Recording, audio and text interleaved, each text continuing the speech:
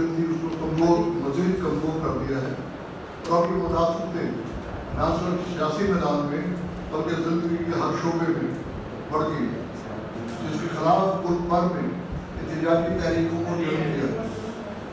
Green initiative کے نام پر ملک کی معدنیات زراعتی زمینوں اور دیگر وسائل پر کارپوریٹ سیکٹر اور عسکری ادارے قبضہ کر رہے ہیں اور یہ وسائل عام آدمی کی پہنچ سے دور کیے جا رہے ہیں.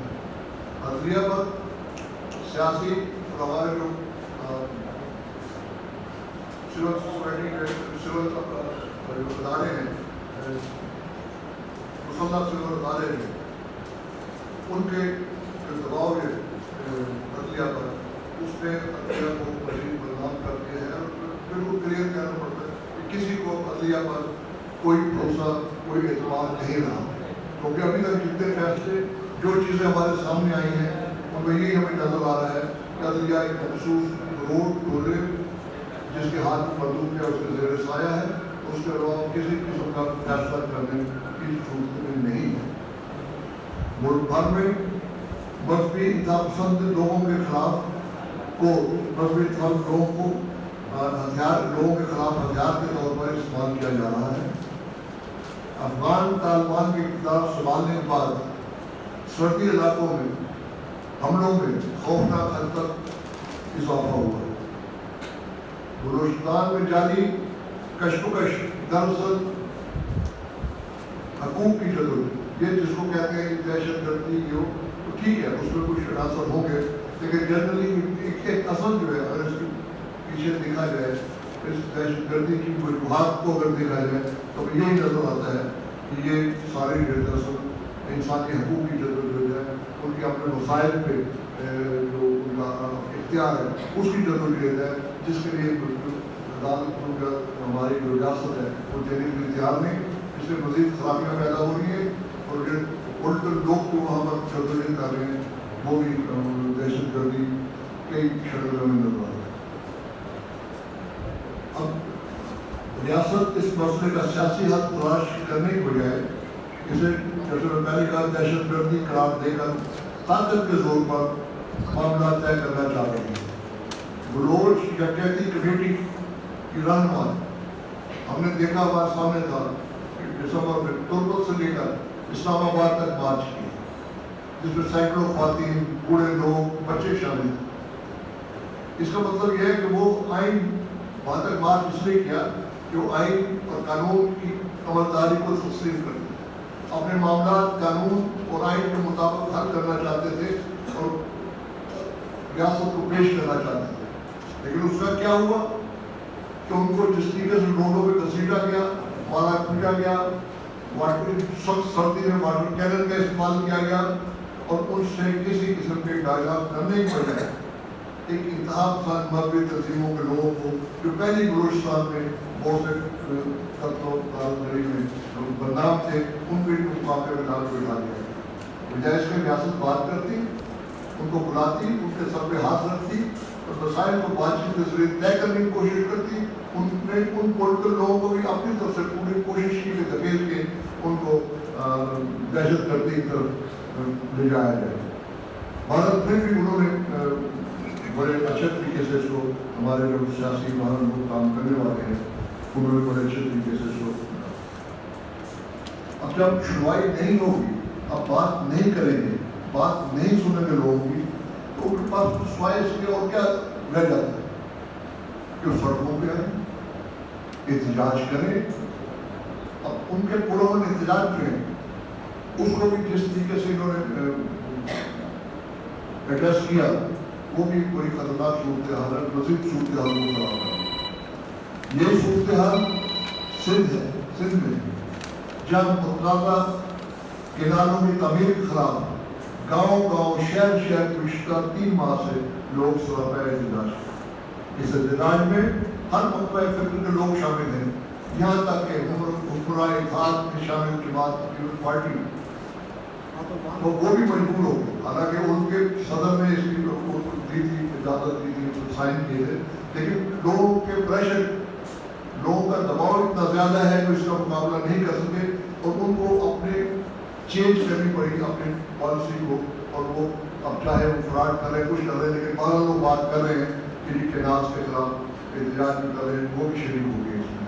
اس کا مطلب یہ کہ کتنا جینوئن مسئلہ ہے جس کو آپ کسی طرح بھی قاعدہ کے ذریعے آپ اس کو جائز ثابت نہیں کر سکتے۔ اب یہ احتجاج کی شکل اور لوگ جو ہے اس میں شامل ہوتے جا رہے ہیں۔ اسی طرح افغان طالبان کے معاملے پر امریکہ کے ساتھ فارغ پالیسی ہماری اس پر کی ہے، اس کے ساتھ تعلقات کشیدہ ہے، اور ہم ان کے ساتھ کوئی ایسے قاعدہ نہیں کر پائے، یا ان کو پہلے سے امریکہ کو جیسے کی طرح بات چیت کی جاتی ہے، بتایا جاتا اب ساری صورتحال پتہ ہے ان کو، لیکن جب آن ریکارڈ آپ بات کرتے ہیں تو اس کی اہمیت کچھ اور ہوتی ہے۔ تو یہ امریکہ کے ساتھ تعلقات کشیدہ ہیں۔ صوبہ خیبر پختونخوا مسلسل دہشت گردی کا شکار ہے۔ پی ٹی آئی سے جاری کشمکش نے سیاسی بحران کو جنم دیا ہے۔ پی ٹی آئی سے 10,000 ہمارے خلاف ہو سکتے ہیں، لیکن جو زیادتی ہے بھارت کو بات ہمیں کرنی ہے، جو ظلم ہو رہا ہے، زیادتی ہو رہی ہے، غیر سیاسی طریقے سے اس کو نپٹا جا رہا ہے، وہ بات ہم بالکل رکھیں گے لوگ درمیان، ان کے ساتھ ہمارے سیاسی اختلاف اپنی جگہ۔ اب یہ ساری جو معاملات ہیں اس کشمیر کے دوران آج بھی شہریوں سے اس کی جمہوری آزادیاں اور انسانی حقوق چھینے جا رہے ہیں۔ ساری لڑائی اور ان کے اپنے ڈرامے لڑائی جھگڑوں میں متصل کون ہو رہے ہیں؟ ایک عام شہری جو ہے وہ افیکٹ ہو رہے ہیں، اس کے بنیادی حقوق جو ہے متصل ہو رہے ہیں۔ اب پی ٹی آئی یا اس کے اس چکر میں یہ لوگ سارے لوگ اس طرح کے قوانین بنا رہے ہیں کہ جس سے سارے لوگ جو افیکٹ ہو رہے ہیں، ہمارے آگے اتنا کرنے کے عوام کے لیے ضروریات زندگی کا حصول مہنگائی کی وجہ سے ناممکن ہو گیا ہے۔ نوجوانوں کی بے روزگاری خطرناک حد تک بڑھ چکی ہے۔ یہ چھوٹی موٹی وارداتیں کہتے ہیں اس وجہ یہی ہے، جب لوگوں کو روزگار مہیا نہیں کیا جائے گا، ریاست نہیں کرے گی، پھر لا اینڈ آرڈر کی سچویشن خراب ہوگی، روٹی تو کھانی ہے۔ اس کو ہم جائز تو نہیں سمجھتے، لیکن ریاست کا بھارت ریاست کی ذمہ داری ہے کہ اس کو کس طریقے سے وہ ایڈریس کرتی ہے، کہ اس کی رسپانسبلٹی ہے۔ اگر یہ بات کرتے ہیں ہندوستان کی دہشت گردی، وہ بھی ریاست کی رسپانسبلٹی ہے۔ دہشت گردی کیوں ہے؟ سوال یہ ہمارا دہشت گردی اگر ہے اس کے کوئی واقعات ہو رہے ہیں، کیوں ہو رہے ہیں؟ ریاست کی ذمہ داری ہے کہ اسے مل کے اس کو حل کرے، ڈائیلاگ کے ذریعے کرے، بات کر کے کرے، جو بھی میرے سمجھ کے لیے یہ جو اس میں مسلسل ناکام ہے۔ اب مزدوروں کے ہاتھ کے ساتھ وہ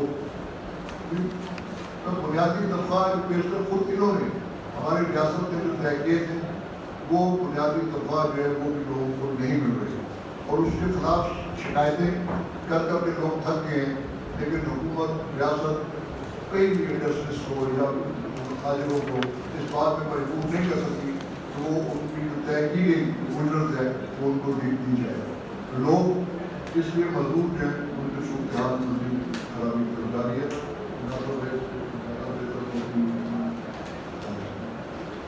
اور یہ سوشل سیکورٹی نہیں ہے، کیونکہ کئی بہت سارے ہمارے پاس شکایتیں آتی ہیں کہ لوگ جو ہے ریٹائرمنٹ ان کو پینشن نہیں مل رہی، وہ دھکے کھا رہے ہیں کہ لوگ مر رہے ہیں اس دوران۔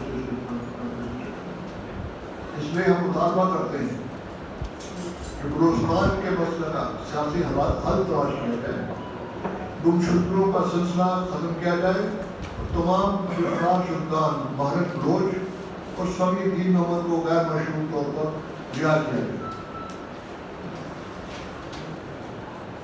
سندھ کے لوگوں کی رائے کا احترام کرتے ہوئے متنازع نہریں جو ہیں ان کی تعمیر بند کی جائے، اور اس عمل میں واضح اعلان اور یقین دہانی ہے، یہ بھی خالی اندر کہنے بلکہ واضح یقین دہانی اور اعلان کرے کہ ہاں جی ہم اس کو بند کر رہے ہیں اور ہم لوگوں کے ساتھ ہیں، لوگوں کی مجبوری اور لوگوں کے معاملات کو ہم سمجھ رہے ہیں۔ اسی طرح کارپوریٹ فارمنگ کے نام پر سندھ کی زرعی زمینوں پر قبضے کا منصوبہ یا اس کی بندر پوائنٹ جو ہے اسے ختم کیا جائے، اور اسے ورنہ اس سے مزید خامیاں پیدا ہو۔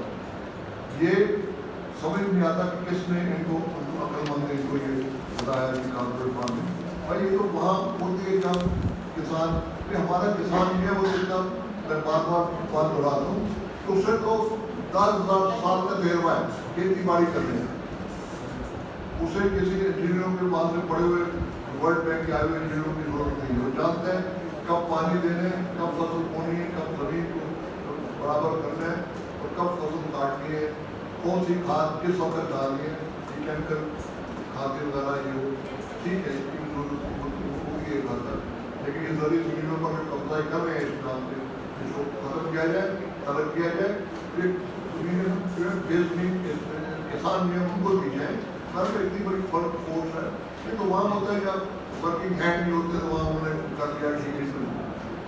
یہ تھوڑا سا یہ اپنا حصہ ہے.